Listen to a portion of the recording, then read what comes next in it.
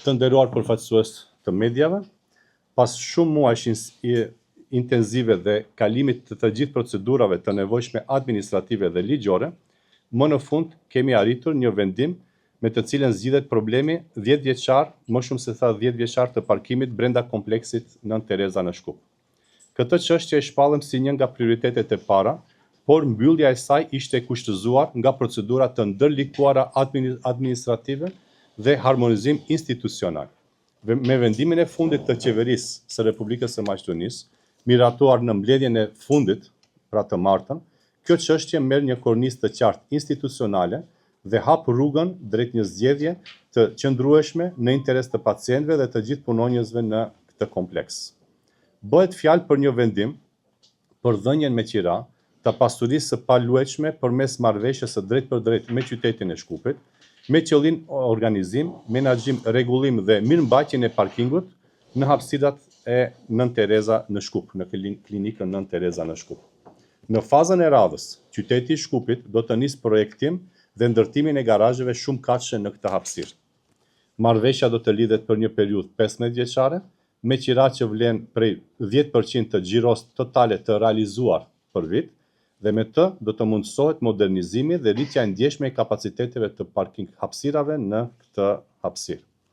Me këtë vendim mundësohet riorganizimi hapësinor dhe ndërtimi i garazheve shumë katëshe në qendrën klinike Nën Tereza në Shkup. Në kuadër të angazhimeve tona për digitalizim, gjithashtu parashikohet monitorimi plot i parkimit me vendosjen e tabelave informuese digjitale, si dhe një udhëzues digjital i posaçëm që do t'i orientojë qytetarët drejt parkimit.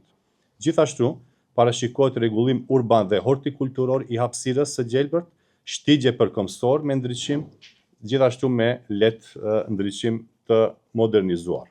Do të implementohet edhe jashtë quajturi sistem parkimi inteligjent me senzor të integruar në çdo vend parkim për detektimin e vendeve të lira.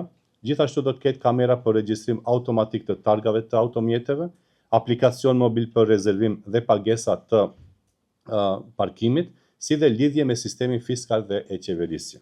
Vizioni ynë është shumë i qartë që në shëndetësi të funksionoj gjithashtu në kohë reale institucioni dhe infrastruktura, dhe gjithashtu shëndetësia të funksionoj jo vetëm në sallat e operacionit, por edhe në logjistikën e saj rreth atyre. Sot po e bëjmë pikërisht këtë. Parkimi mund të duket si një hap i vogël, por rendi fillon pikërisht nga hapa të tilla, sepse për vite me radhë, mijëra njerëz e kanë nisur trajtimin e tyre me nervoz, me pasiguri dhe me kaos përpara rampave të klinikës. Kjo nuk është vetëm një problem parkimi, është ndjesë se sistemi nuk funksionon. Për atë shkak, pacientët meritojnë rregulla, meritojnë dinjitet dhe një sistem funksional. Zgjidhja e problemit të parkimit është pjesë e një transformimi më të gjerë të sistemit shëndetësor në vendin tonë. Po lëvizim nga kaosi drejt sistemit, nga improvizimi drejt digitalizimit, nga stagnimi drejt përgjegjësisë. Në fund, do të jemi qartë. Koha e shtyrjes së problemeve ka përfunduar. Kjo është një kulturë e re e përgjegjësisë ku i zgjidhim problemet në kohë reale. Faleminderit shumë.